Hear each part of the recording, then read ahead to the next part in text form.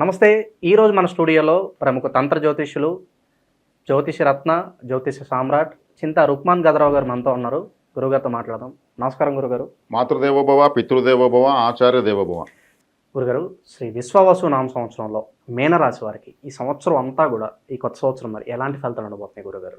ఈ 2025-26 సంవత్సరం విశ్వావసునామ సంవత్సరంలో నూతన సంవత్సర తెలుగు సంవత్సర శుభాకాంక్షలు మీనరాశి వాళ్ళకి తెలియజేస్తూ, ఈ సంవత్సరం మే 15 నుంచి ఈ రాశ్యాధిపతి 4వ ఇంట మిథున రాశిలోకి వెళ్తున్నాడు.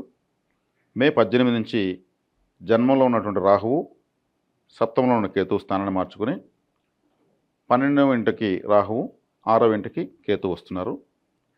అదేవిధంగా జన్మంలోకి శనేశ్వరుడు జన్మశనిగా సంచరిస్తున్నారు. దీర్ఘకాలిక సంచార గ్రహాల యొక్క ప్రభావాన్ని బట్టి చూస్తే ఈ రాశి వాళ్లకు ఆదాయం 5, వ్యయం 5, రాజ్యపూజ్యం 3, అవమానం 1. అంటే ఇక్కడ ఆదాయ వ్యయాలు సమానమైనవి. రాజ్యపూజ్య అవమానాలు పెద్దగా నష్టంలో ఏం లేవు. ఇక్కడ జన్మశని వచ్చాడు, జన్మంలోకి శని. ఈ రాశికి మార్చి మాసంలో షష్టగ్రహ కూటమి ఈ రాశిలో జరిగింది.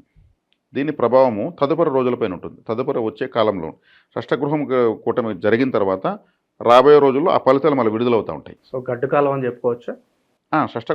గ్రహ కూటమి వల్ల కన్ఫ్యూజన్స్ ఎక్కువ.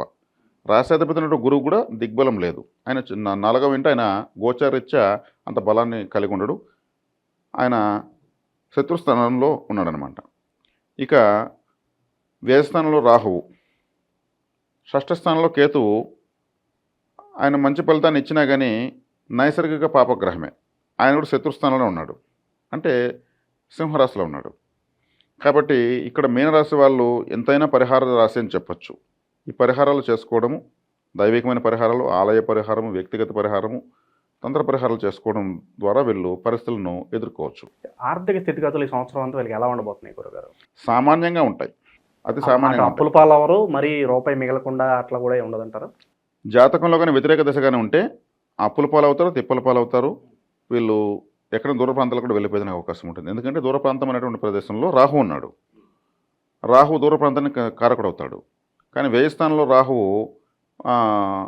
ఉన్న స్థానం నుంచి తరమేస్తాడు. వీళ్ళ జాతకంలో కానీ గ్రహబలం బాగుంటే, జరుగుతున్న దశ ఇతర గ్రహబలాలు బాగుంటే ఎదుర్కొ నిలబడగలుగుతారు. షష్టగ్రహ కూటమి వల్ల, షష్టగ్రహంలో కూటమి అంటే గ్రహాలు కలిసి అన్నీ విడిపోతాయి మళ్ళీ. అది ప్రస్తుతం ప్రపంచం పైన ప్రభావం చూపించేటువంటి ఒక ఎనర్జీ లెవెల్స్ ఈ రాశిలోనే సంభవించాయి. కాబట్టి ఈ రాశి వాళ్ళపైన మొట్టమొదటి యొక్క దుష్ప్రభావం చూపిస్తుంది. దానికి వీళ్ళు విశేషంగా దైవ పరిహారం చేసుకోవడం మంచిది. ఓకే. విద్యార్థులకు, ఉద్యోగస్తులకు ఎలా ఉండబోతుంది ఈ సంవత్సరం? విద్యార్థులకు మెరుగైన ఫలితాలు ఉంటాయి. విద్యాస్థానంలో గురువు ఉన్నాడు. ఆయన చక్కగా దశమ స్థానాన్ని కూడా చూస్తున్నాడు. దశమ స్థానాన్ని, అష్టమ స్థానాన్ని కూడా చూస్తున్నాడు. కాబట్టి విద్యార్థులకు మాత్రం చక్కగా ఉందని చెప్పొచ్చు.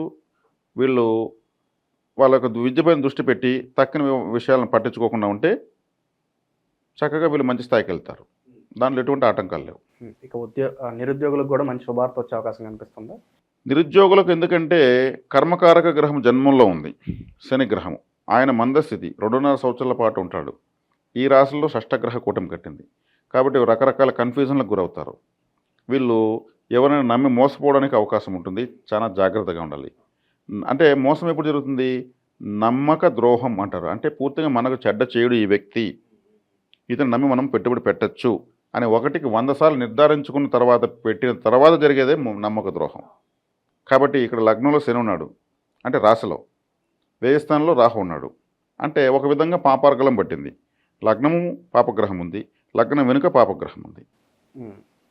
కాబట్టి ఒక విధంగా పాపార్గలం పట్టినప్పుడు ఏమవుతుంది? వీళ్ళు మోసపోవడానికి అవకాశం ఎక్కువ ఉంటుంది.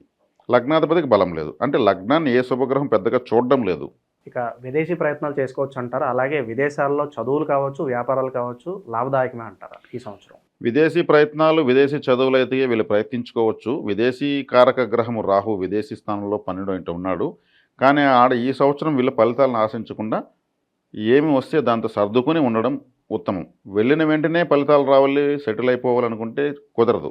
ఒక సంవత్సరం పాటు వీళ్ళు సాధారణంగానే ఉన్న దాంట్లో సర్దుకొని కానీ ఉండగలిగితే రాబోయే సంవత్సరము పంచమ స్థానంలో ఉచ్చస్థితిలోకి రాశ్యాధిపతి వస్తున్నాడు. రాశిని విశేష దృష్టితో చూస్తాడు కాబట్టి వీళ్ళు అక్కడ స్టాండర్డ్ అయిపోవచ్చు. వెళ్ళిన వెంటనే ఫలితాన్ని ఆశించేట్టుకుంటే వీళ్ళ ప్రయత్నాలు చేయాల్సిన అవసరం లేదు. కానీ విదేశీ ప్రయత్నిస్తే మాత్రం అవుతుంది. ఇక వైవాహిక జీవితం ఎలా ఉండబోతుంది? ఎప్పటి నుంచో సంతానం కోసం ఎదురు చూసే వాళ్ళకి ఎలాంటి ఫలితాలు ఉండబోతున్నాయి గురువు? ఈ సంవత్సరం వీళ్ళంతా ఆశించిన ఫలితాలు అయితే లేవు. ఎందుకంటే జన్మస్థానంలో శని కాబట్టి పంచమాధిపతి చంద్రుడికి హెచ్చుతగ్గులు ఉంటాయి ఆయన. కాబట్టి ఇక్కడ ప్రధాన గ్రహాలను గురువు సంతాన కారకుడు, ఆయన ఒక దిగ్బలాన్ని అయితే పొందలేదు ఆయన గోచారీత్యా. కాబట్టి ఈ సంవత్సరము వీళ్ళు మరి అంత ఆశించడం అయితే అంత భావ్యం కాదు, ఆలస్యం అవుతుంది ఆ విషయాల్లో మాత్రము. దైవ పరిహారాలు ఏదైనా తెలిసి చేసుకుని చక్కగా ముందుకెళ్ళగలిగితే మంచిది. ఇక ఆరోగ్యపరంగా ఎలా ఉండబోతుంది గురుగారు ఈ సంవత్సరం? ఆరోగ్యపరంగా తీసుకుంటే వీళ్ళకు వైద్య సేవ ఖచ్చితంగా అవసరం ఉంటుంది. ఈ రాశిని బాధించేటువంటి గ్రహం లగ్నంలో ఉండడము, 6వ ఇంట కేతు ఉండడము, కేతు అన్నీ ఆపేస్తాడు, బ్రేక్ చేస్తాడు. కాబట్టి వీళ్ళకు శిరో బాధలు, ఏదన్నా భూ సంబంధ సమస్యలు, అదేవిధంగా శత్రు సంబంధ విషయాలు, తలనొప్పులు, హెయిర్ ఫాలింగు, మతిమరుపు ఇటువంటివన్నీ వచ్చేదానికి అవకాశం ఉంటుంది. అంటే ఆ సంబంధం లేని సమస్యలు వచ్చేదానికి అవకాశం ఉంటుంది. సో ఈ ఓవరాల్గా ఈ సంవత్సరంలో వీళ్ళకి సూచనప్రాయంగా హెచ్చరికగా చెప్పాలనుకుంటే ఏం చెప్తారు ఈ సంవత్సరం ఈ రాశి వాళ్ళకి? ఈ రాశి వాళ్లకు ఏలినాటి శని ప్రారంభమై 2.5 సంవత్సరం అయింది. ఇప్పుడు జన్మశని నడుస్తూ ఉంది. జన్మశని నడిచినప్పుడు జన్మస్థానం అంటే వీళ్ళు పుట్టినటువంటి ఊర్లో వీళ్ళకు యోగం ఉండదు. జన్మనిచ్చిన తల్లికి జన్మస్థానంలోకి శని వచ్చాడు కాబట్టి కష్టము నష్టము, ఆ దేహ అనారోగ్యం చేసేందుకు అవకాశం ఉంది. తల్లి సమానులకు, ఒకవేళ తల్లి లేని వాళ్ళకు ఒక విధంగా చెప్పండి అనారోగ్యం చేసిన అవకాశం ఉంది. కాబట్టి దీనికి విశేషంగా ఈ రాశి వాళ్ళు ఆరాధించవలసినటువంటి దేవత ఎవరంటే కాలభైరవుడు. కాలభైరవుడిని యాక్టివేట్ చేసుకోవాలంటే ఆయన ఆరాధన సులభంగా చేసుకోవాలంటే వీధి కుక్కలకు ఫుడ్ పెట్టడం వల్ల, వీధి కుక్కలను ఎక్కువగా వీళ్ళు వాటికి సేవ చేయడం వల్ల శని యొక్క తీవ్రత చాలా వరకు తగ్గుతుంది. అదేవిధంగా వృద్ధులకు అంటే ఈ రాశిలో ఉన్నటువంటి జాతకుల యొక్క తల్లిదండ్రులు, గురువులు, మేనత్తలు, మేనమామలు, అవ్వలు, తాతలు, సీనియర్ సిటిజన్స్కి పాదరక్షలు తీసించి వాళ్ళ ఆశీర్వాదం తీసుకుంటే శనిగ్రహం యొక్క తాకడ పూర్తిగా పనిచేయదు. ఎందుకంటే వృద్ధులను శనిగ్రహమే సూచిస్తుంది, పాదరక్షలను శనిగ్రహమే సూచిస్తుంది. కాబట్టి కలిసి రానటువంటి శనిగ్రహానికి మనము దాన రూపంగా పాదరక్షలు తీసేవచ్చు. ఆలయ శుభ్రతకు వీళ్ళు విశేషంగా కృషి చేయొచ్చు. అంటే ఆలయాలకు చీపురు కట్టలు తీసేవచ్చు. చీపురు కట్ట అంటే శనేశ్వరుడు యొక్క ఆయుధం. తత్సంబంధమైన వస్తువులను ఈ విధంగా ఇచ్చి ఆశీర్వాదం తీసుకోవడం వల్ల ఆ ఆశీర్వాదంలో ఉన్నటువంటి శక్తి ఏంటంటే వాళ్ళు ఎన్నో తడబాట్లకు 2-3 సార్లు ఏలినాడ్స్ని కంప్లీట్ చేసిన వయసుకు వచ్చుంటారు. వాళ్ళకు పాదరక్షలు తీయించి వాళ్ళని ఆశీర్వదించమంటే ఆశీర్వదించేటప్పుడు వాళ్ళ సంతోషంలోంచి ఒక రేస్ వస్తుంది, అప్పుడు మాత్రం విడుదలవుతుంది. అది వీళ్ళ యొక్క సహస్రారం వినబడి వీళ్ళకున్న దోషమంతా ఎగిరిపోతుంది.